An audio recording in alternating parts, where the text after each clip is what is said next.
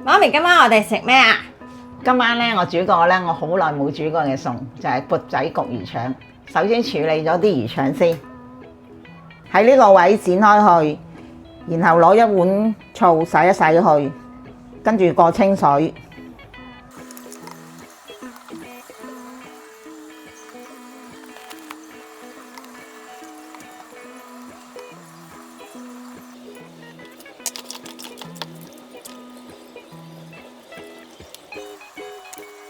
滾水落出水去油，跟住撈起備用。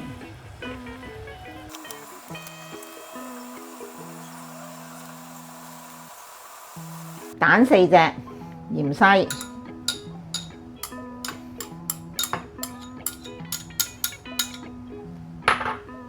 芹菜、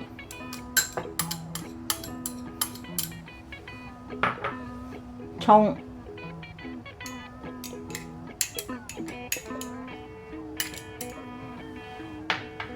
蒜頭、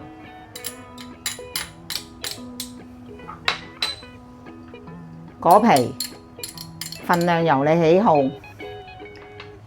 半茶羹嘅鹽，少少嘅胡椒粉，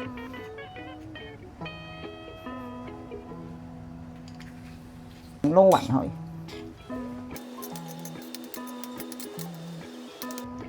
最後將啲油炸鬼擺喺上邊，跟住蒸佢30分鐘。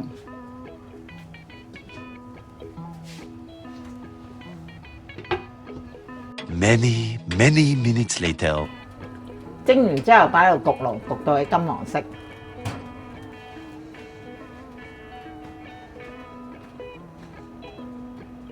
10 minutes later， 呢個咁懷舊嘅餸，終於都整好啦。呢味餸咧，我老豆好中意食嘅，但係我就麻麻地咯。即係以前嘅味道，大家都可以試下整嘅。